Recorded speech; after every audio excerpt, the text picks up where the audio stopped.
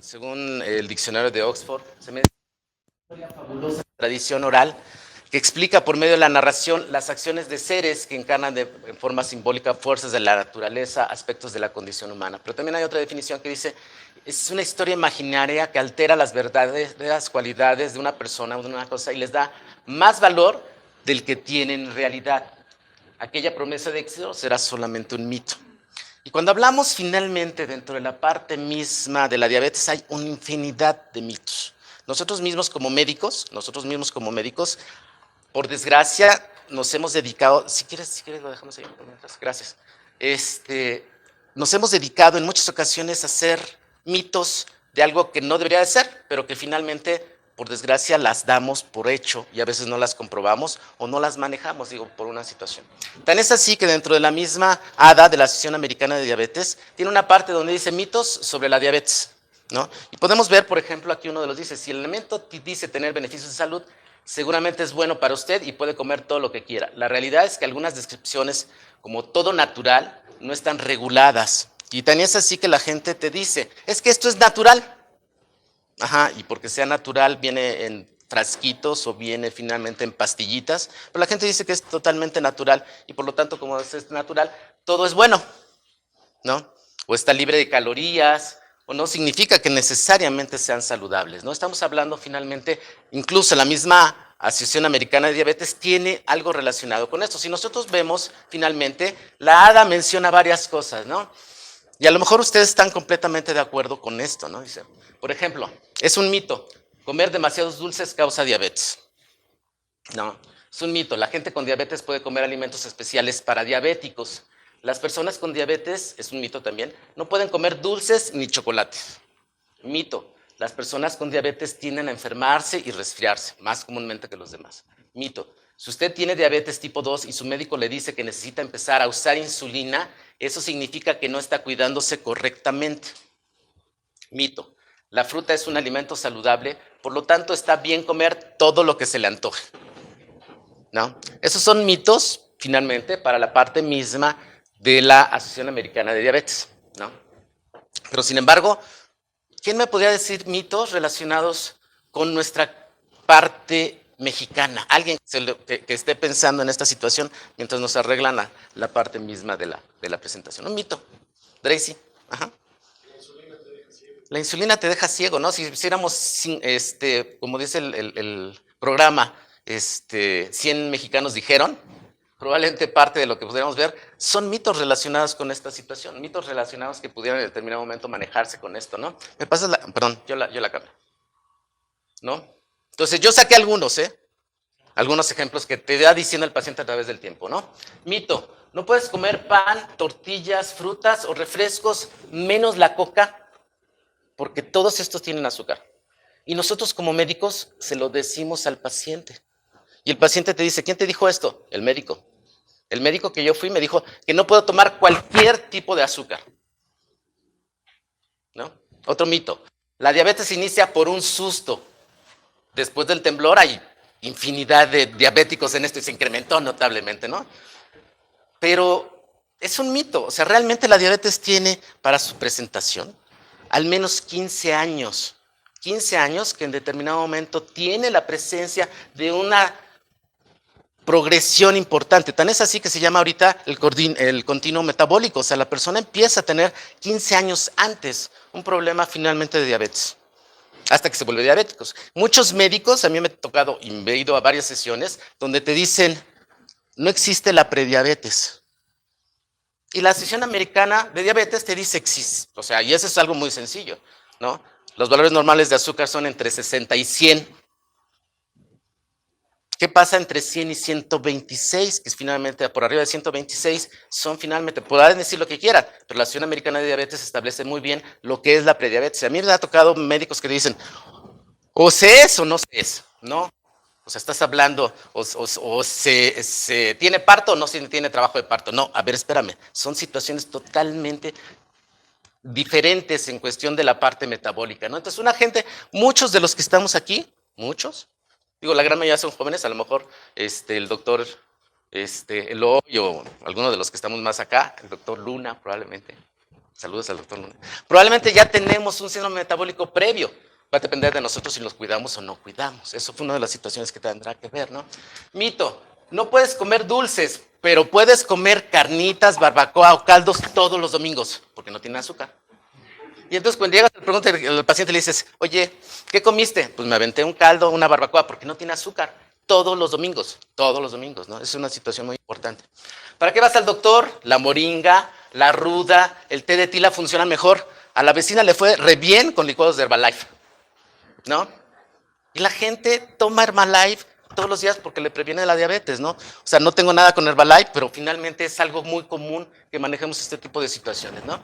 El tener diabetes es peor que el cáncer. Te van acortando a cachitos.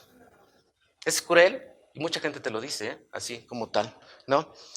Mito, ya lo habían dicho ustedes, si te pones insulina te quedas ciego. Se hizo la verdad entre las personas. ¿Por qué? Pues porque a todos los que le ponían insulina, que estaban en etapas finales, porque no se cuidaron, porque no llevaban un buen control, les pones insulina y finalmente se pueden en determinado momento, es más fácil que puedan llegar a tener ceguera. Pero así como ceguera ya tienen daño renal y ya tienen otro tipo de patologías relacionadas con esto.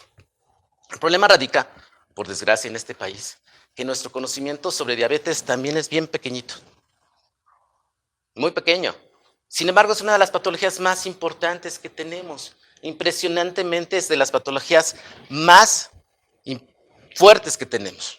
Probablemente sea la más importante. Si le hablas al cardiólogo te va a decir, el síndrome coronario agudo es la principal causa de muerte en este país. Sí, y así es.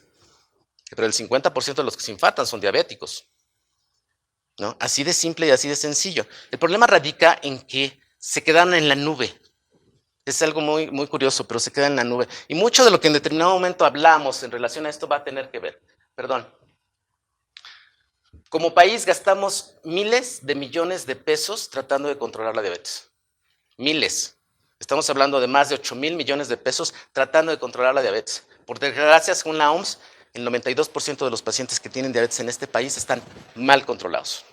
Es una cifra impresionante, ¿no?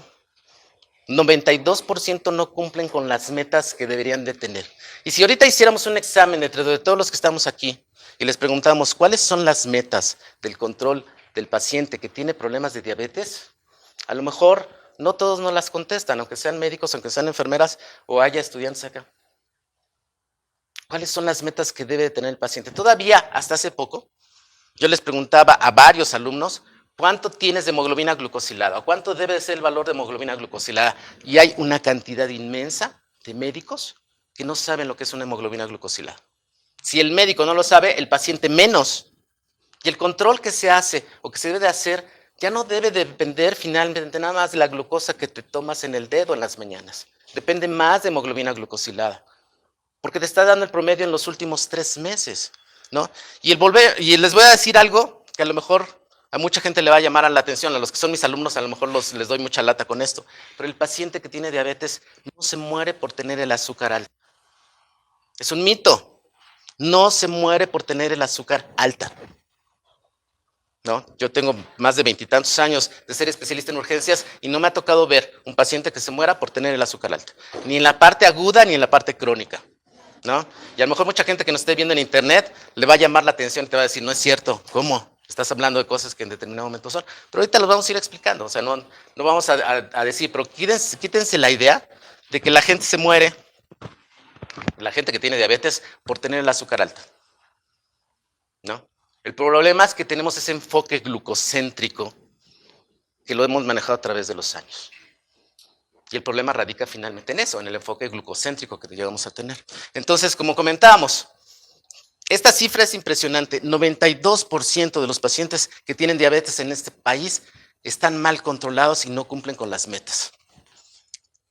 No, yo les decía en alguna otra ocasión, el paciente en este país, bueno, igual que en muchos, se muere por síndrome coronario agudo, se muere de infarto. ¿Cuántas unidades están perfectamente bien calificadas para manejar infartos? ¿Cuántos? Como en Estados Unidos llegas a muchos lugares, existen unidades de dolor torácico en las salas de urgencias. Y aquí pocos tienen unidades de dolor torácico, muy pocos en este país. Y protocolos de manejo del paciente que tiene infarto, también es muy poca la cantidad. Hablando de infarto, hablando de diabetes, también, ¿no? Es esa parte donde, por desgracia, esta cifra impresiona. 92% de los pacientes diabéticos están mal controlados, según la OMS.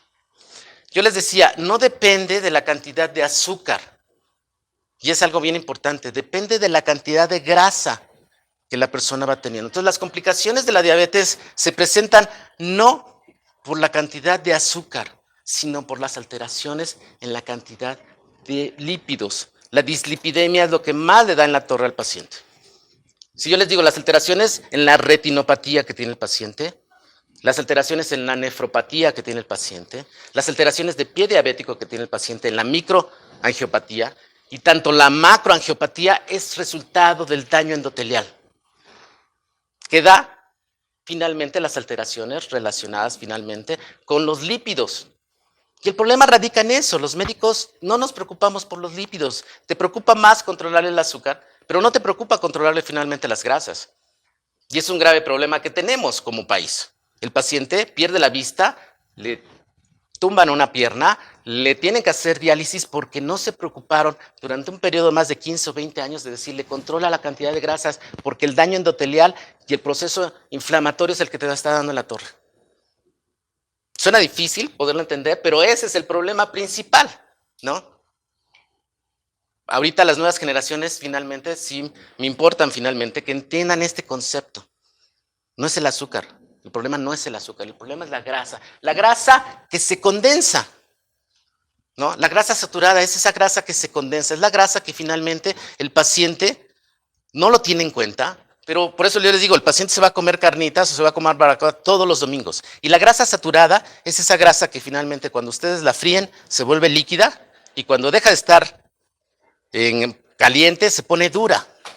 Entonces la mantequilla es un problema, ¿no? Lo que tiene finalmente la grasa que tienen las carnitas, toda esa grasa que se condensa es la que va tapando tus arterias y nadie le hace control a eso. ¿Qué es lo que está pasando ahorita? Ese continuo metabólico que tiene que ver finalmente con las nuevas tendencias que se desarrollan para tratar de controlarlo. Estás hablando que el problema se va generando hasta 30 años antes para que el paciente se quede ciego. 30 años que no cuidó que en determinado momento esas arterias se fueran en determinado momento manejando. Y el paciente te hace eventos vasculares cerebrales, el paciente te hace degeneración finalmente del sistema nervioso central, y te hace degeneración de todo porque no controlamos finalmente la parte muy importante metabólica que tiene que ver con la lesión del endotelio. Ese es uno de los problemas principales, ¿no? Entonces, es importante, la grasa que debemos de cuidar es la que no cuidamos. ¿El paciente se puede comer tortillas? Claro que puede comer tortillas, ¿no? ¿Y puede comer pan? Sí, puede comer pan. Que se preocupe finalmente por la cantidad de grasa. Y cuando cambiemos ese concepto, vamos a tener mejores cantidades de personas, que puedan poder manejar. Yo les digo a los pacientes, tu coche tira aceite, ¿qué es lo que haces? Pues lo llevas finalmente al taller, porque se va a desvielar, ¿no? Tú estás tirando aceite en la sangre y no te preocupas. En varias ocasiones le he preguntado así a en varios grupos de médicos, ¿cuánto es tu nivel de colesterol que tienes? ¿Cuánto es tu nivel de colesterol LDL que tienes? ¿Cuánto es tu nivel de triglicéridos que tienes? No lo saben, ¿no? Entre médicos y entre estudiantes. ¿Cuánto tienes? No lo sé. ¿Tienes un control para eso? No. Y los médicos y las enfermeras seguimos siendo, de cada 10, 8 tenemos sobrepeso o tenemos problemas de obesidad, ¿no? Hasta hace poco yo le preguntaba finalmente a uno de los médicos, un cardiólogo que conozco, que no voy a decir su nombre evidentemente, le decía, oye, tú que tantas veces, tú que te dedicas a tanto a destapar las arterias, en buen plan, ¿por qué no haces ejercicio? Se me quedó viendo y me dijo, tienes toda la razón. Y ahorita se dedica a hacer ejercicio, ya está, utiliza sus talleras así ya. De la manera confinante que tiene que ver en cuestión de ejercicio, de la manera como está, ¿no? Si yo les pregunto y les hiciera una prueba aquí a todos, el problema radica finalmente en que la diabetes es una deficiencia de insulina, que no se produce o porque no hay. No se produce o está mal finalmente o tiene una resistencia periférica. Todos sabemos que finalmente es el problema. La pregunta es, ¿cuánto produces de insulina? ¿Cuánto produce normalmente una gente de niveles de insulina? ¿No? Yo sé que le pregunto a Pablo sí me va a decir, porque tuvo que hacer examen en relación a eso, ¿no? Pero en determinado momento a los demás les pregunto, ¿cuánto produce cualquier persona de insulina? Y no me lo contestan. Cuando es una situación que deberías de saber perfectamente bien. ¿Cuánto produce una persona de insulina? ¿No? ¿Cuánto producimos de insulina? ¿Cuánto producimos de insulina? ¿No? ¿Cuánto producimos, doctor, de insulina? ¿No? ¿Conchita? Tampoco. ¿No? ¿Por qué no sabemos esta cifra que es básica? El problema es bien importante. No, o sea, tenemos que tener una cantidad de insulina. La pregunta es cuánto produce insulina. Y si les pregunto cuántas clases de insulina existen, tampoco. Es básico, ¿no? Estamos hablando de una patología que es primordial. Y le preguntas, ¿cuánto produces de insulina en el día? ¿Y cuántos tipos de insulina existen? Y tampoco. ¿Por qué el paciente entonces no puede tener un buen control? Porque nosotros mismos no nos dedicamos finalmente a meternos en eso como médicos generales, como especialistas o lo que estamos finalmente. Se lo dejamos al endocrinólogo, ¿no? Hace 3 meses fui a un congreso de síndrome coronario y manejo de las posibilidades de lesión que podía haber. Y un endocrinólogo que es un maestro de todos los endocrinólogos, o sea, un tipo que sabe muchísimo, no voy a decir su nombre tampoco, me dio clase a mí cuando estaba yo en México y finalmente dentro de la parte, ya es muy grande, el tipo es muy alto, pero está así, ¿no? Y entonces una de las cosas que decía él, lo primero que dijo en la plática, y a mí me sorprendió, me dijo, o sea, una de las cosas que dijo ahí entre todos, yo voy a terminar muriéndome y todavía no existe control de la diabetes en este país. Es una verdadera desgracia. Y yo dije, sí, si eso lo dice quien es, pues estamos fritos como país, ¿no? Pero ¿qué es lo que tenemos que hacer? Tenemos que darnos cuenta finalmente de la problemática que tenemos. Entonces, bueno, sí producimos, independientemente, pero nosotros producimos 0.3 unidades por kilo de peso. Si una persona que pesa 70 kilos debe estar produciendo 21 unidades, más o menos en el día. Y evidentemente va a cambiar conforme nosotros estemos comiendo. La pregunta es, ¿por qué a veces el paciente utiliza, le preguntas, ¿cuántas unidades te estás poniendo? 40 en la mañana y 20 en la noche. Se avienta 60 unidades y tú dices, oye, pues tú debes estar produciendo 20, ¿no? En base a tu peso que tienes. ¿Por qué se tiene que administrar 60? Porque existe resistencia, ¿ok? No, existe. Yo esa parte la conocí desde un paciente, un amigo mío, que estaba en la residencia, estábamos en el R1, y yo le decía, él era diabético, y se inyectaba insulina. Yo le decía, ¿cuántas unidades te estás inyectando? 25. ¿Y cuántas estás poniendo ahorita? 40. ¿Por qué? Pues porque me voy a chupar. No, antes porque se iba a tomar, se agarraba y se inyectaba más. Entonces, ¿qué es lo que hace el paciente? Se pone más para poder comer lo que se le pegue la gana, ¿no? En México eso es algo extraordinariamente común, ¿no? Es lo que está sucediendo. Yo les decía, ¿cuántos tipos finalmente de insulinas existen? Ahí pueden contar la cantidad de insulinas y las características, cómo se han venido modificando a través del tiempo, ¿no?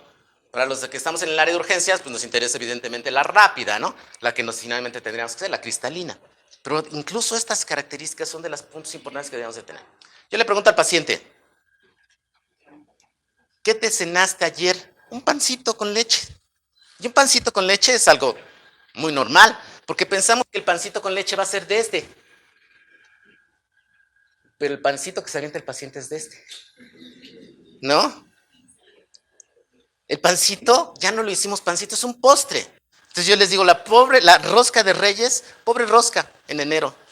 Ya la deformamos, ya está rellena de chocolate, de crema pastelera, ya tiene nueces, ya tiene 20,000 cosas. Entonces el paciente en México no se hace de comer sencillito, se hace postres. Entonces un plato de frutas ya se lo hizo postre, ya le puso granola, ya le puso miel, ya le puso yogur, ya mientras más cremoso, evidentemente mejor. Entonces muchas situaciones, y lo mismo sucede.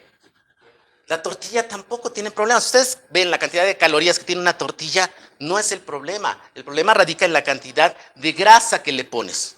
La grasa de origen finalmente. Entonces, el paciente, por desgracia, hace de costumbres y se hacen finalmente situaciones. No puedes comer tortilla. No, no puedes comer la grasa. La tortilla sí la puedes comer, el problema no es ese, el problema es la grasa. Y puedes comerte un pan, ok, que no tenga mayor cantidad de problemas. ¿No? No voy a hablar de la coca porque siempre sucede esa parte, pero siempre nos metemos en conflicto. La coca, ni tampoco me paga nada la coca por lo que yo digo, ¿no? Pero la cantidad de calorías que tiene una coca de lata, Y ya lo he dicho muchas veces. A ver, ¿quién me dice cuántas calorías tiene una coca de lata? ¿Cuántas calorías tiene una coca de lata? Digo, te pregunto a ti, porque muchos de los que ya me han escuchado. ¿Cuántas calorías tiene una coca de lata regular? No, una coca de lata. Toc. No, normalmente sí. 300, no, no tiene 300. Ni 600, no. La tiene 600 mililitros, la grandota, pero no. 149 calorías las de antes. Ahorita ya le bajaron la cantidad de calorías porque le pusieron un componente y ya tiene como 120 y tantos. Una coca de lata. Pero pregunten cuánto, 100 gramos de nueces tiene 680 calorías. 100 gramos de nueces. Más si no tiene el mismo contenido energético, dice Luz. No, ya lo sé que no.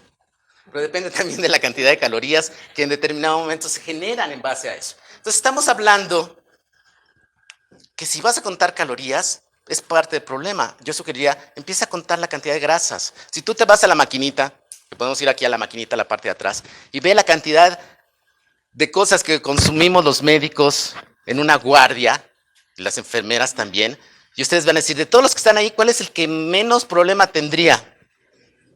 De todos los que están ahí, de todas las botanas que son de Sabritas. Los churritos, no. Ya los puse a ver, ¿eh? Los chetos. Entonces, si los chetos, sí, los que tienen menos cantidad de grasas saturadas son los chetos. Si tiene mucha sal, sí, sí tiene mucha sal. La cantidad de calorías es menor que la que tienen muchos de los demás. Pero chequen la cantidad que tiene esta galleta rellena de lo que ustedes quieran. Chéquense la cantidad y se van a espantar.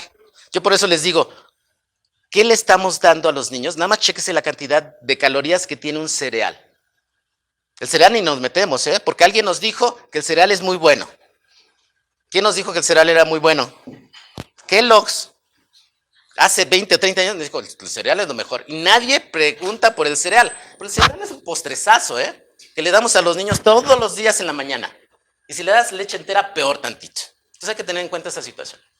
Hay muchos mitos, sí, y existen 20,000 cosas, ¿no? Para cuidar finalmente la parte misma de la diabetes existen 20,000. Pero esto es lo que deberíamos de sabernos. Las mínimas porciones que debe tener el paciente con control. La hemoglobina glucosilada debe estar menor de 7. La glicemia debe estar entre 70 y 130. La pregunta es, si mis valores son entre 60 y 100, ¿por qué debe tener el paciente 130? Si mis valores deben ser 60 y 100, ¿por qué debo tener 130? Porque no los podemos manejar. Al paciente nos damos de santos con que llegue a 130. Pero debería estar entre 60 y 100, que son valores normales, ¿no? ¿Ok? Debemos de tener finalmente colesterol por abajo de 200, LDL por abajo de 100, y si tuvo infarto menos de 70, HDL por arriba de 40, ¿no? Triglicéridos por abajo de 150, la presión dentro de 120-80 debería estar, su índice de masa corporal entre 20 y 25. Este es el problema principal. La gran mayoría de los mexicanos no tenemos un índice de masa corporal entre 20 y 25. O tenemos sobrepeso o tenemos obesidad. O llegamos hasta la obesidad mórbida como tal. La cintura, pues ni se diga. Y sin embargo, el consumo de tabaco sigue siendo uno de los puntos. La pregunta es, cuando llega el paciente y le dices, oye, ¿estás bajo esto? Nadie me ha dicho, como médicos, que tengo que tener todo el control.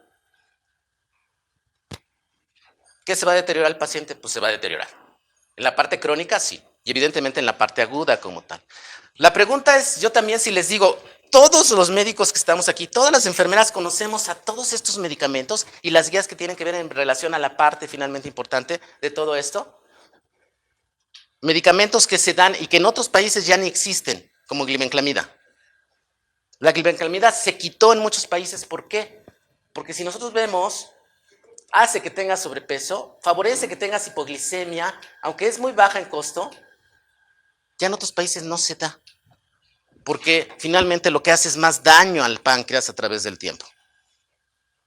La glibenclamida en muchos países ya se quitó. ¿Por qué? Porque finalmente hace que la insulina se secrete mucho más y finalmente parte del daño se va haciendo todavía más importante. ¿Qué es lo que sucede? Si ustedes buscan, si el peso es el problema principal, chequen finalmente cuáles te hacen que en determinado momento bajes de peso.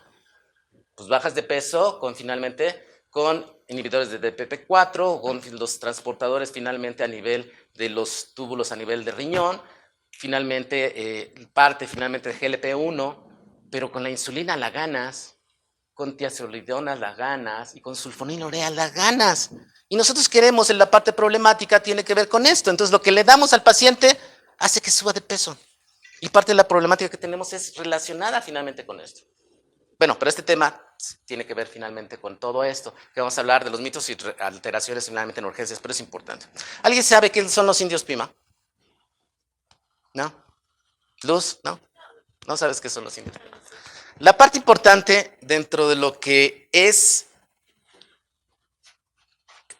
el conocer qué le pasa a un mexicano tiene que ver finalmente con la evolución de los indios Pima, por raza.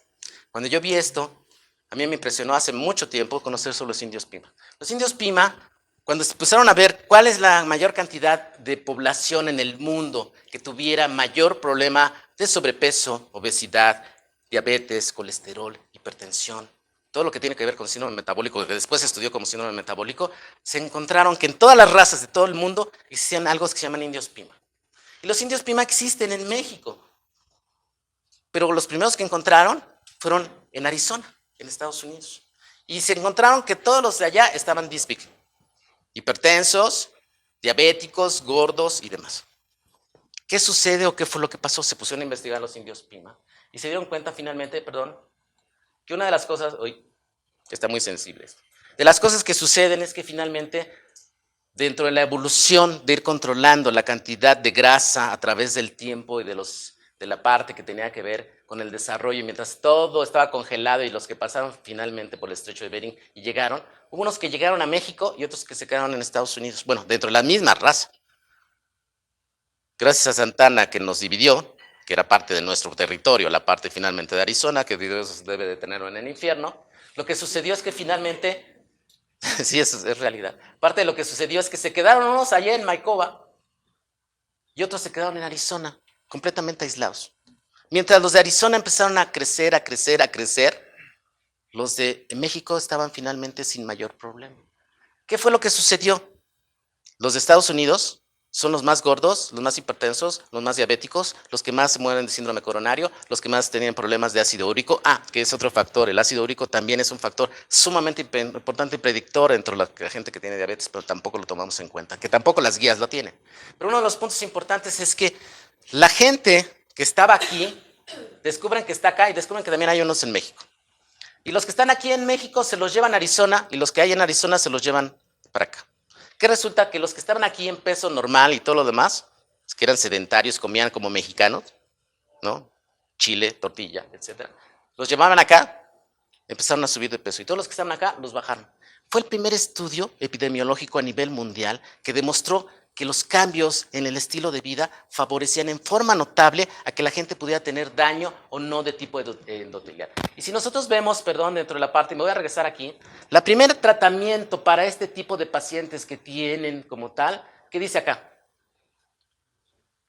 Que no lo tomamos en cuenta. El mejor control para todo es comer sanamente, controlar el peso, incrementar la actividad física y tener una educación en la diabetes. Primer punto. Pero los médicos, ¿qué hacemos? Te tomas una pastilla, ¿no? La segunda pastilla, la tercera. Y la cuarta, si no te voy a manejar diabetes, porque no te cuidas. ¿Qué es lo que le pasa al paciente? Se deprime. No quiere comer nada, no sabe qué comer, no hace ejercicio, porque todo lo que le hace se sube su azúcar. Cuando la primera parte que debemos de tener es esta. Y es la parte básica en relación a esa parte. Entonces, ¿de qué depende finalmente de esto que estamos hablando? Pues de que puedas estar así o puedas estar así, dependiendo de las condiciones de vida, a través de menos de 25 años. Yo tengo pacientes que desde temprana edad ya tienen 10, 12 años, ya tienen resistencia periférica a la insulina, tienen niveles muy altos de insulina y tienen resistencia, un HOMA extraordinariamente elevado. Pero no los manejamos, no los checamos, no los vemos, es un verdadero problema como tal. Entonces, ¿qué sucede como tal? El fenotipo de la modernidad es lo que te lleva finalmente a un exceso de calorías, un exceso de sedentarismo, un exceso de azúcares refinados, una deficiencia finalmente de la manera como yo estoy manejando y relación finalmente de cómo es lo que está sucediendo como tal. La parte básica de todo esto, que a lo mejor muchas ocasiones no lo vemos, es que el tejido graso es un tejido vivo, es un tejido y es un parte que secreta una gran cantidad de sustancias. ¿Qué sustancia secreta el tejido graso? Mediadores inflamatorios. La obesidad, la diabetes son enfermedades inflamatorias, están definidas como enfermedades inflamatorias. Tiene que ver con liberación de interleucina 6, presencia de factor de necrosis tumoral alfa, presencia de disminución en la adiponectina y livencia finalmente, lo que produce un sistema de inflamación crónica como tal, que favorece que en determinado momento las arterias se vayan tapando por un proceso donde los monocitos tienen que ver finalmente con una gran cantidad de lesión como tal y hacen que finalmente estos macrófagos se dedican a devorar finalmente y se transforman en células espumosas, lo que favorece que finalmente se forme la placa y se rompa y haya mayor proceso de inflamación. Todo esto, que no nos vamos a meter mucho en esta situación porque no es el punto, tiene que ver con que el paciente tenga diferentes tipos de patologías. Sabemos que la diabetes, se divide en tipo 1, tipo 2 y otro tipo de patología, y otro tipo de diabetes, ¿no? Entonces, los diabéticos tipo 1 son delgados, jóvenes y sin insulina. Los diabetes tipo 2 tienen sobrepeso, obesos y tienen que en determinado momento requerir insulina o no. Pero normalmente les damos manejo a través de esto. Y la diabetes gestacional y las otras demás. Sabemos que existen alteraciones crónicas como la macroangiopatía, que te lleva a síndrome coronario agudo, eventos vasculares cerebrales, la microangiopatía, que tiene que ver con retinopatía, pie diabético, nefropatía y todo lo demás. Y ustedes saben que estos dos grandes grupos dependen de la cantidad de grasas y procesos inflamatorios dentro de la lesión endotelial que se llegan a presentar. Y las fases agudas, que son las que ahorita nos tocan, la hipoglicemia, la hiperglicemia, que tiene que ver con cetoacidosis, estados hiperosmolares no cetóxicos y mixtos. ¿Cuál de estas alteraciones son las más frecuentes dentro de las alteraciones agudas que tiene el paciente que tiene diabetes? ¿Cuáles serían? De las de acá abajo, hipoglicemias, trastornos agudos, descompensaciones agudas, ¿cuál es la más frecuente?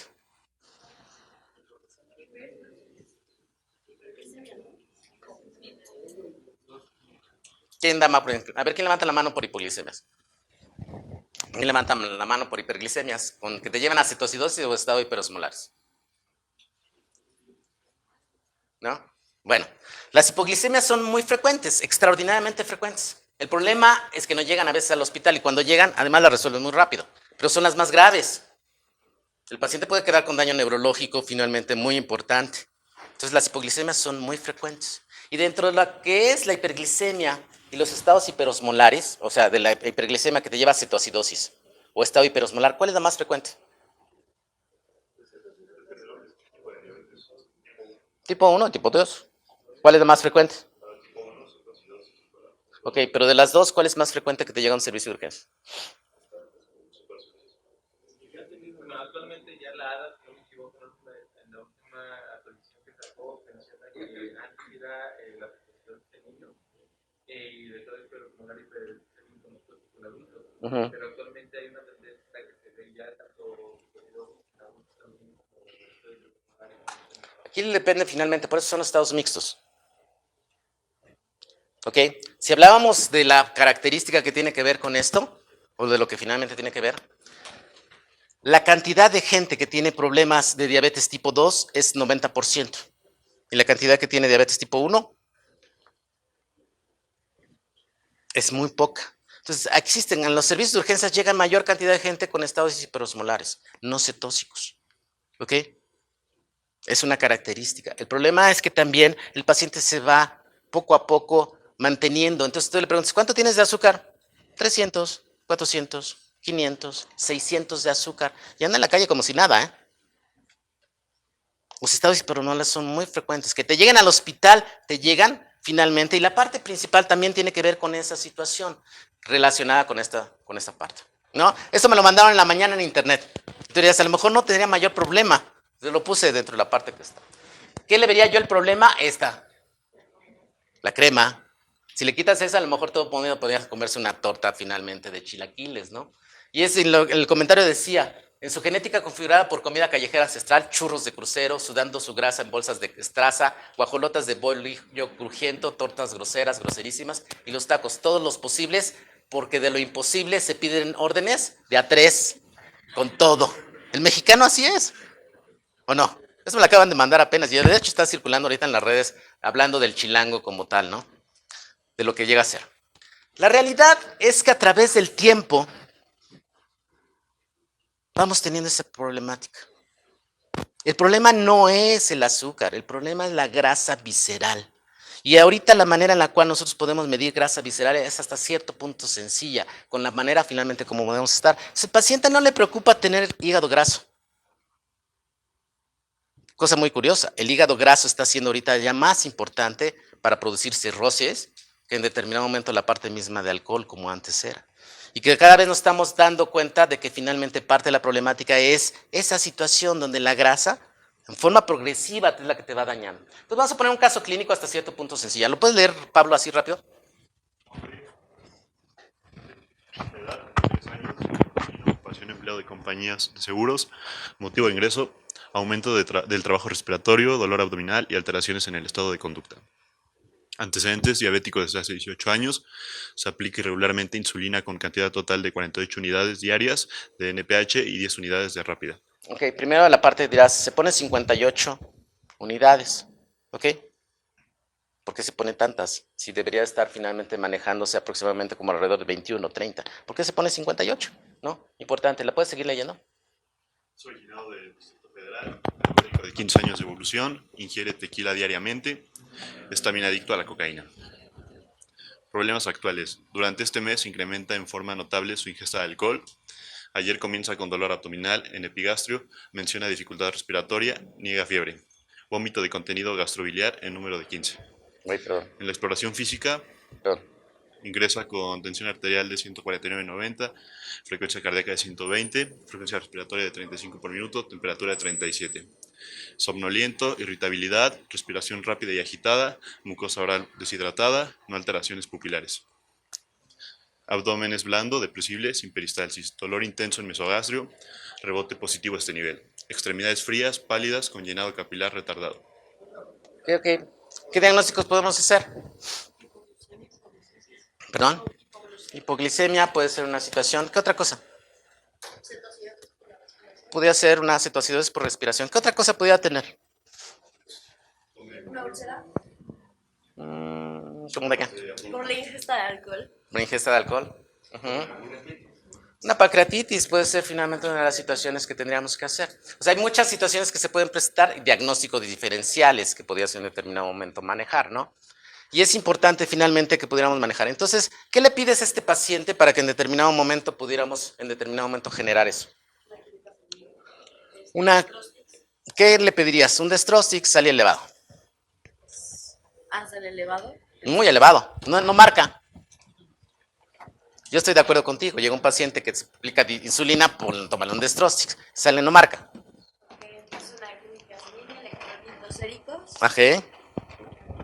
¿Qué más? Amilasa, lipasa. Amilasa, lipasa, perfecto. ¿Qué otra cosa? Una gasometría arterial. ¿Qué otra cosa? Cuerpos cetónicos en sangre. Sí, ya casi no lo usamos, pero sí, pues una situación que se puede utilizar. ¿Qué más? Un examen general de orina. Yo estoy de acuerdo. Entonces, a ver, primero, no sé cómo le hago, pero finalmente para picarle acá, ¿le puedes picar tú? Acá. Alguien pidió una biometría hemática, ¿no? ¿Le puedes picar aquí? Y es la biometría hemática. ¿Ok? ¿Qué nos dice?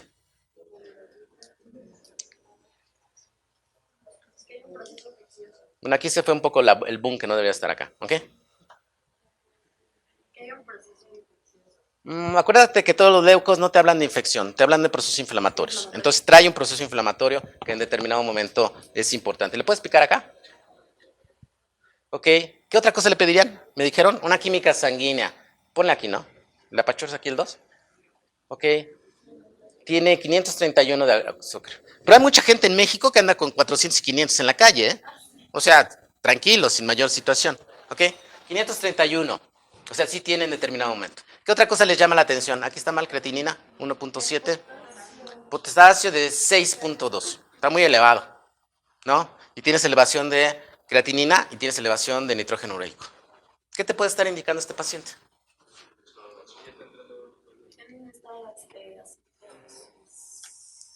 ¿Pero sacas a través de eso? Que pudiera ser que en determinado momento se está perdiendo muchísimo líquido, ¿no? Es importante tener en cuenta. De la misma manera, ¿puedes picarle acá? ¿Ok? ¿Qué otra cosa me habían pedido? A ver, ponle acá un ego. Ahí está tu ego. ¿Qué tiene? tiene glucosuria, tiene cetonuria, ok. Pícale acá otra vez. ¿Qué otra cosa? Una gasometría. A ver, pícale acá. Es el pH. ¿Trabajo a expensas de qué? Del bicarbonato, ¿no? Recuerda que el bicarbonato normalmente nunca debe estar ahí, debe andar alrededor de 18, etcétera. Tiene bicarbonato 3,5, ¿ok? Y tiene una PCO2 de 13,2.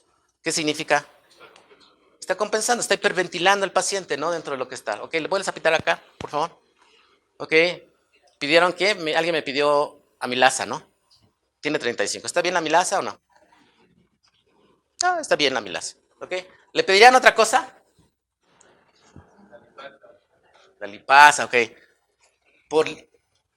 La lipasa es de 867. Recordar que en urgencias la amilasa no nos sirve. La que te da el valor importante finalmente es la lipasa. ¿Ok? De regreso otra vez. Acá. Y le puedes explicar acá. Para los que pidieron una tomografía que no me pidieron. ¿Ok? Explícala acá. Acá. ¿Ok? Tiene un ataque de abdomen con datos de pancreatitis. ¿Ok? Electrocardiograma normal, porque alguien podría haber dicho, oye, tómale un electro. El electrocardiograma estaba prácticamente normal, sin datos de lesión, de necrosis y demás. Tiene datos de pancreatitis. ¿Ok? La que sigue. Entonces, importante que debemos de tener en cuenta, dentro de todo este punto, es que el paciente te puede llegar descompensado con 20,000 problemas. Entonces, ¿cuáles serían sus diagnósticos? Un paciente que tiene diabetes, insulino requiriente, mal controlada, que tiene un estado finalmente de hiperglicemia, que tiene datos de cetoacidosis diabética, yo estoy completamente de acuerdo. ¿Tiene desequilibrio electrolítico? También tiene un desequilibrio electrolítico y finalmente tiene una pancreatitis, ¿no? ¿Me pasa la que sigue? Entonces, punto de los... ¿Qué le vamos a hacer a este paciente? La que sigue, perdón. Ah, yo la voy a pasar, perdón. Vamos a pasarles. Hay que recordar desde que finalmente Dreshfeld en 1886 hizo la descripción original de la cetoacidosis diabética y el descubrimiento de la insulina. ¿Quién hizo el descubrimiento de la insulina en 1922? No, este cuate fue el que hizo el diagnóstico de cetoacidosis. No, le dieron un premio Nobel también precisamente por eso. Por Banting, ¿no? Best Banting. La mortalidad disminuyó del 100% a menos del 5%. Y ahorita debería ser de menos del 3%. Y incluso cualquier paciente que llega al servicio de urgencias con cetoacidosis, nosotros los que trabajamos en urgencias decimos, ese paciente no se muere en urgencias. No se debe morir en urgencias. ¿Por qué? Porque debes saberte finalmente las características. Entonces, la cetoacidosis es una emergencia que se manifiesta en pacientes que tienen diabetes por hiperglicemia, cetosis y acidosis, siendo la causa básica una función alterada de la insulina con incremento en las hormonas contrarreguladoras. La insulina sabemos finalmente que es la responsable no nada más del manejo del azúcar, que eso no, se deben de quedar completamente claro. Tiene que ver con el metabolismo de grasas y proteínas, y el paciente se muere por el mal metabolismo de proteínas y de grasas, que debemos de tenerlo en cuenta, no del azúcar, del metabolismo de proteínas y grasas, así como en la parte crónica, también en la fase aguda como tal. Nada más para que sea más fácil que recuerden, la insulina es la principal, porque a veces cuando le preguntamos, ¿qué hace la insulina en la fase anabólica? ¿Y qué hace en la fase catabólica? Cuesta mucho trabajo finalmente poder establecer esa parte, pero hay que recordar, yo les pongo esta parte que es más sencilla, decía el doctor Eloy Meléndez, funciona mejor con caricaturas, entonces por eso agregué finalmente la parte. No, la insulina es como Rico MacPato, se encarga de almacenar todo lo que caiga, todo lo almacena. La más tacaña de todas las hormonas, la insulina. ¿Qué hace? Mete todo y hace que el cochinito crezca. Recuerden lo que habíamos comentado hace ratito. Entonces, finalmente, todo lo que le metas de exceso en cuestión de calorías lo va a almacenar. ¿De qué va a almacenar? Facilita la captura de glucosa para formar glucógeno y por lo tanto su depósito. Evita que haya glucogenólisis, que el hígado finalmente caiga en esa parte de tirar glucosa. Suprima la gluconeogénesis como tal. ¿Okay? Incrementa la lipogénesis en hígado y células adiposas. Por eso existe hígado graso como tal. Evidentemente previene la lipólisis. Facilita el depósito de grasas, es decir, convierte la glucosa a triglicéridos, la energía almacenada. Por eso, cuando tienes un paciente que tiene triglicéridos elevados, si ustedes tienen triglicéridos elevados, es un factor pronóstico para que tengan diabetes. Por eso les pregunto, ¿cuánto tienen de triglicéridos? Entonces, lo que está haciendo es el exceso de elementos que le estás dando con un taquito de lo que te estás comiendo en más, va a hacer que finalmente la insulina todo lo meta. Proteínas, grasas y azúcares que le estés metiendo de más. Entonces hace que los aminoácidos se incorporen en las células musculares, inhibe la destrucción de aminoácidos en músculo e hígado. Todo lo va a meter. Por lo tanto, es un problema cuando la insulina no empieza a funcionar. ¿Ok? ¿Qué sucede cuando no funciona? Existen las hormonas contrarreguladores. ¿Qué hacen las contrarreguladoras? Pues suprimen finalmente esa parte de anabolismo y entonces como tal van a hacer finalmente el proceso contrario, van a hacer un catabolismo dentro de lo que tiene que ser. Y entonces vas a favorecer que tengas hiperglicemia, cetonemia y finalmente presencia como tal. Entonces, los malos se encargan de destruir lo que finalmente hizo la insulina. ¿Qué va a hacer dentro de esa parte principalmente? Pues va a haber finalmente, la parte que tiene que ver con todo. Al faltar la insulina, el glucagón, catecolaminas, cortisol y hormonas de crecimiento se van a elevar y el cochinito se rompe. Y en el momento que ese cochinito se rompe, pues entonces empieza a ver toda la presencia finalmente de las cosas que tiene que ver. Empieza a ver que el glucagón favorece la hiperglicemia y la cetonemia favorece la glucogenólisis y la gluconeogénesis como tal. Y entonces en la omisión de insulina se favorece que tengamos infecciones, eventos vasculares cerebrales, infarto de miocardio, trauma, otra serie de situaciones que van relacionadas finalmente con la manera como están. Si nosotros vemos toda la parte del metabolismo como tal, tendremos por lo tanto que la diabetes empezar a disminuir la insulina, aumentan las hormonas contrarreguladoras, por lo tanto no hay una captación adecuada de las células de glucosa y empieza a haber hiperglicemia.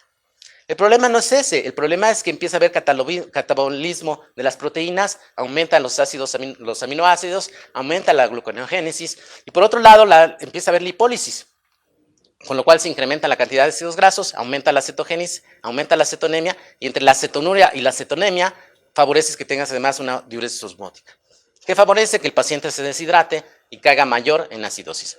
Entonces, ¿de qué se muere el paciente que tiene cetoacidosis diabética?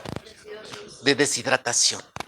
Entonces el paciente se muere no tanto por la elevación de azúcar, se muere finalmente por la deshidratación. ¿Qué debo de corregir? Pues la deshidratación. Ese es finalmente el punto bien importante. Si hablamos de la diabetes tipo 2, sucede lo mismo. Disminuye la insulina, aumentan finalmente las hormonas contrarreguladoras, aumenta finalmente la cantidad de glucosa en sangre, empieza a haber hiperglicemia, empieza a haber hiperosmolaridad, pero uno de los puntos bien importantes es que empieza a haber alteraciones a nivel prerenal, que hace que haya una liberación mayor de hormonas a este nivel, y de la misma manera el paciente hace deshidratación y se empieza a concentrar. ¿Qué sucede? El paciente que hace estados hiperosmolares también se muere por deshidratación. Entonces, primera causa de un paciente que se descompensa es deshidratación. Importante.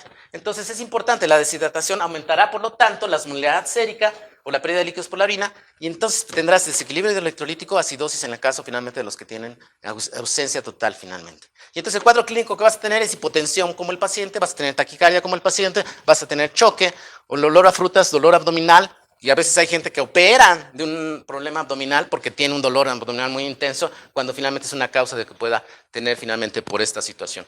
Vómito, trastornos del estado de conciencia, hasta el coma, y evidentemente trastornos de la temperatura como tal. ¿Qué le haces al paciente? Lo que dijeron, tomas una biometría, química sanguínea, tomas electrolitos séricos, una gasometría para ver pH, exceso de base, bicarbonato y PCO2, examen general de orina. Recordar que el cálculo de la osmolaridad es la parte importante. 2 veces el sodio, que tiene que ver finalmente, si ustedes tienen que el valor normal es 135 a 145 y lo multiplico por 2, ¿cuánto me da?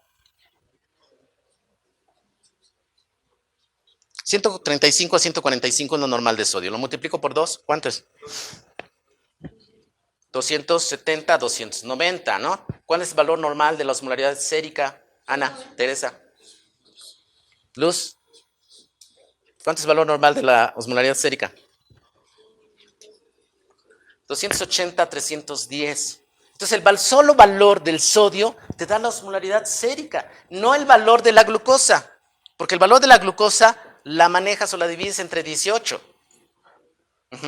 El que te da el valor de la osmolaridad y la que te debe de preocupar finalmente es el sodio. Cuando tú tengas un paciente que te llega por cetoacidosis o estado hiperosmolar, preocúpate por el sodio de primera instancia. Entonces van a decir, ¿el potasio estaba elevado? Sí. ¿Por qué características se llega a presentar? Nada más recordar que por cálculo de sodio sérico corregido, el sodio medido más 1.6 milequivalentes por cada 100 miligramos, a partir de la glucemia sea superior a 100. Entonces, si el paciente tiene 500, lo que vas a hacer finalmente es calcularle el sodio corregido y en base a eso finalmente poder manejar. Por cada 100, a partir de 100 tiene 1.6. Entonces, si tiene 500, realmente va aumentando, pero es muy poca la cantidad como tal. Entonces, los diagnósticos que puedes hacer en determinado momento es estado hiperosmolar no cetósico, acidosis láctica con anion gap alterado. ¿Okay? Bueno, ahí veo varias que tienen que ver relacionado con esto. ¿Cuál es la diferencia entre un estado hiperosmolar no cetósico y una cetoacidosis diabética? La glucosa va a estar en 250 en la cetoacidosis diabética y en el estado hiperosmolar más de 400. El problema radica, como ya hemos dicho, en la cantidad de sodio. El sodio normalmente tiende a estar muy elevado, por arriba de 330 como tal. En la cetoacidosis tendrás un pH disminuido por abajo de 103, un bicarbonato por abajo de 15 y cetonas en orina por arriba finalmente de 3. Eso es lo que hace la diferencia entre los dos. ¿Cuál es el manejo? Hidratarlo. Finalmente el paciente lo tienes finalmente que hidratar. Váyanse a las guías del tratamiento de cetoacidosis diabética en adultos y del estado hiperosmolar y se van a dar cuenta que finalmente las características es lo que debemos finalmente manejar. No olvidar que el paciente que está en urgencias debes de manejar el ABC como tal, controlar finalmente la parte de ventilación, manejar la causa precipitante como tal. Y recordar que la hiperglicemia no mata al paciente como la deshidratación, el desequilibrio hidroelectrolítico, la acidosis, la hipervolemia y las infecciones como tal. Hay que recordar que para administrar líquidos el paciente pierde de 5 a 10 litros nada más cuando te llega al servicio de urgencias. Y el déficit de sodio va de 450 a 500 mil equivalentes. ¿Qué es lo que le pasa al paciente de primera instancia? Solución salina, no tienes que ponerle otra cosa, le pasa una solución paciente. El paciente llegó con 600, ni te angusties, pone una solución salina a carga, rápida. El paciente tiene un déficit de 4 a 5 litros. El siguiente, ¿qué vas a utilizar? Salina. Cuídate ahorita de Jarma. No estás en trauma. Pura salina. Y entonces el siguiente, olvídense para los que son de trauma. La siguiente es pura salina como tal. ¿Qué te va a hacer que el paciente se dé cuenta que ya está bien hidratado? La diuresis. ¿Te preocupas por la glucosa en ese momento? Porque el primer litro ya le bajaste prácticamente 100 miligramos. Y en el segundo litro ya le bajaste otros 100 miligramos. El paciente que tenía 500, le pasaste 2 litros, probablemente ya lo estés bajando a 350.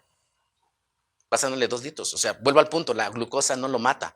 El problema lo mata la deshidratación como tal. Y entonces le pasa solución salina de 15 a 20 mililitros por kilo en la primera hora. ¿De qué va a depender? Pues de la manera finalmente como estás. Vas a manejar el choque cardiogénico como tal. Básicamente, finalmente, con cloruro de sodio como tal. Si el sodio está muy elevado, pues entonces tendrás que manejar después de la primera carga de solución salina, soluciones al 0.45. ¿Cómo pones una solución al 0.45, Luz?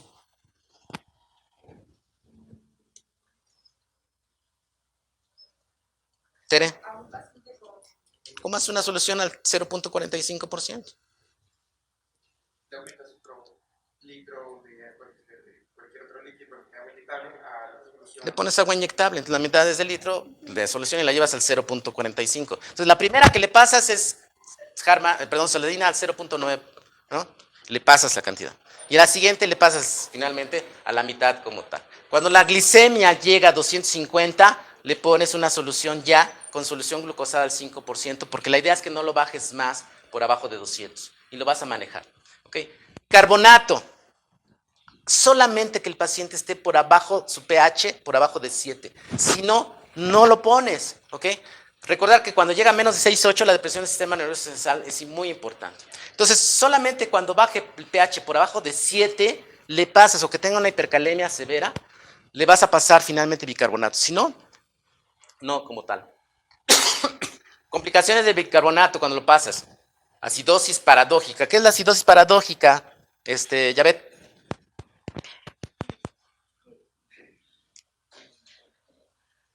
Alejandra.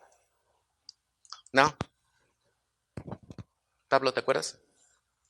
Le pasas bicarbonato al paciente y hace en sangre niveles adecuados, ¿ok? Puedes hacer de la acidemia, la pasas finalmente probablemente a una normalidad, pero la célula como tal está persistentemente en acidosis. Y eso causa que haya una desmielinización, entonces el paciente lo puede llevar finalmente a una lesión pontina y no se va a despertar, porque ya lesionaste y finalmente hiciste una desmielinización pontina por pasarle bicarbonato que no deberías haberle pasado. Finalmente, y no lo trataste al paciente como tal. Importante, el potasio inicial de 5, no añades potasio al primer litro de suero salina. ¿Cuándo pones potasio? Cuando ya, primero que nada, orinó, y cuando en determinado momento empieza a tener valores prácticamente a tener disminución entre 3 y al 5, puedes pasarle hasta la tercera o cuarta hora potasio. Si no, en ese caso tampoco lo vas a pasar. El potasio no alto, normal, ¿cuánto tenía este paciente? 7. ¿Qué le pasas? Le pasas primero 1 litro de solución, le pasas otro litro. Ya que está orinando, le vuelves a tomar los valores y verificas finalmente cómo está. Si no, lo que vas a hacer finalmente es mayor lesión al paciente como tal. Ok, la insulina, hasta después, ya ves la insulina. Primero lo hidrataste, controlaste finalmente el desequilibrio hidrolítico, ya controlaste finalmente el problema de acidosis que tiene y ya después le pasas finalmente la insulina. ¿Qué le pasas? 10 unidades en bolo y después 5 unidades, 0.1 unidades por kilo por hora en las infusiones que ustedes quieran. ¿No? Entonces hay gente que ya le debo de pasar insulina porque le tiene 500. Ni te angusties, de eso no está muriendo. Se muere de la deshidratación, se muere de la acidosis, se muere del desequilibrio hidroelectrolítico como tal. ¿Ok? Pasas glucosa cuando la infusión, la glicemia llegue por abajo de 250. La insulina no se retira hasta que la acidosis y la cetonemia se han retirado. Entonces, preferentemente le pasas insulina finalmente y la mantienes para tratar en la manera como está. Punto muy importante. El paciente lleva 3 días en urgencias, que eso no sucede en el sector salud. ¿No? Ponle NPH. Calcula la cantidad de insulina que le pusiste en 24 horas. Ponle NPH para que no tengas que tenerlo con insulina todo el tiempo como tal. Las guías te dicen, las cetoacidosis en el adulto se clasifican en base a la cantidad de pH arterial. Es leve de 7.25 a 7.30, moderada de 7 a 7.24 y es grave cuando es menos de 7. Y el bicarbonato, solamente le vas a pasar bicarbonato cuando baje por abajo de 10. ¿Ok?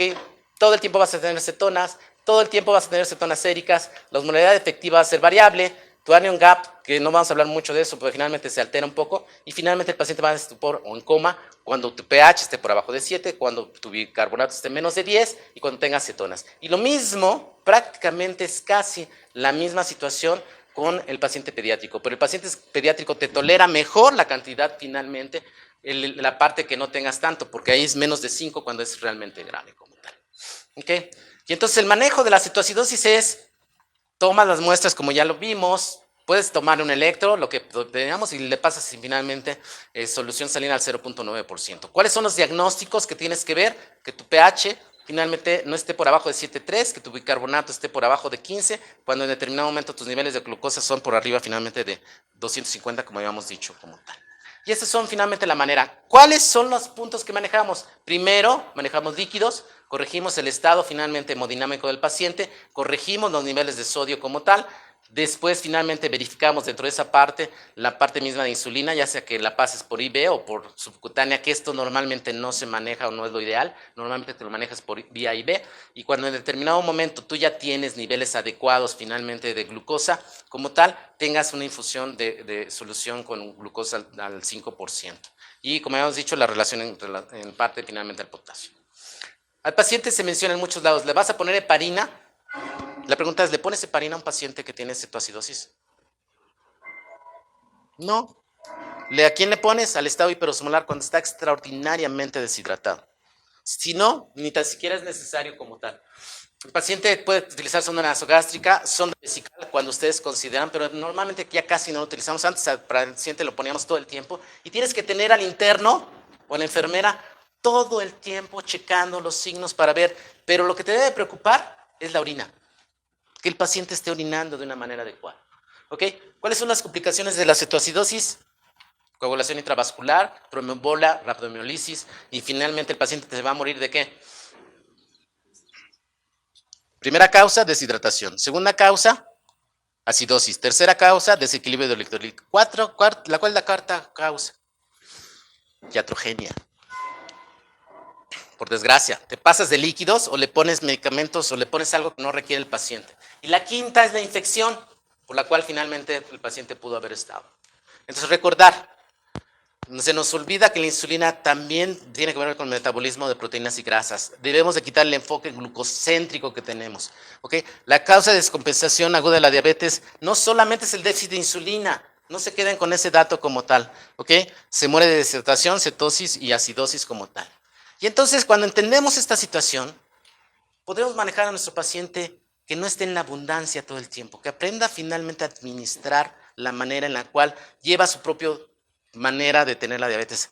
Quitémonos el propio concepto que hacemos nosotros. El paciente sufre, y la depresión es bien importante, porque le quitaste el pan, le quitaste la tortilla, le quitaste finalmente la parte de fruta, que no hay una razón para que no coma fruta, le quitaste la coca, ¿no?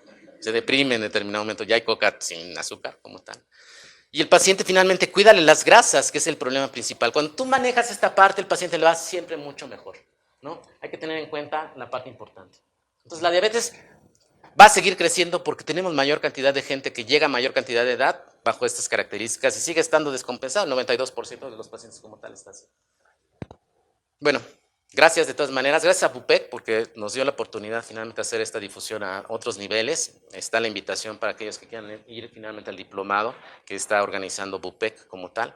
Y ahí están los datos para la gente que quiera. Por ahí anda finalmente Pablo para que los que quieran informen. Vía internet también hay muchos datos relacionados con eso. Ok, ¿dudas o preguntas en relación a lo que hemos comentado? La pancreatitis aguda se puede presentar en las ocasiones debido a la pasa por hipertrigliceridemia. No, bueno, sí, la hipertrigliceridemia es una causa, pero era bien alcohólico, ¿no? Entonces son cosas que sí debes de tener en cuenta, ¿no? Dentro de esa parte. Sí, la hipertrigliceridemia te puede favorecer que tengas pancreatitis, sí. Cuando los valores se mencionan por arriba de 1000, ¿no? Son de las cosas que te pueden favorecer que tengas pancreatitis, sí. Es importante tener en cuenta.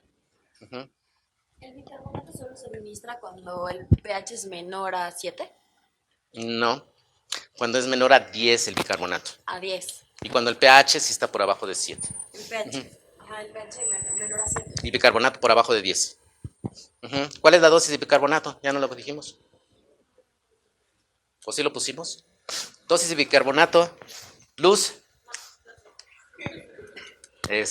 Anatere. Yavet. Alejandra. 1 miliequivalente por kilo. O puedes sacar finalmente. Si no tienes gasometría, 1 miliequivalente por kilo. Si tienes gasometría, entonces sacas el déficit de bicarbonato en base finalmente a bicarbonato real menos bicarbonato real, el normal menos el que se encuentra real del paciente, ¿no? Y lo multiplicas por 0.03 y en base finalmente por kilo de peso y sacas la relación que tiene, la mitad la pasas en las primeras 8 horas y el resto en las siguientes 12 horas, si tienes gasometría, ¿no? ¿Otra cosa? ¿Otra pregunta? No, la que quieras. De la solución salina, dijo que hay que administrar solución glucosada al 5%. ¿Esa para cuántas horas más o menos administra? Le pasas, ya que esté por abajo de 250, puedes ponerle finalmente. La salina la puedes seguir utilizando, le pones finalmente una ¿Doble glucosada vía? al 5. La salina la sigues utilizando hasta que el paciente ya controle la acetonemia. Ok. ¿No? Le administras por otro lado glucosa al 5% para que no te haga hipoglicemia, ¿no? Pero sería como ¿Le lento. estás tomando cada 4 horas? Ajá.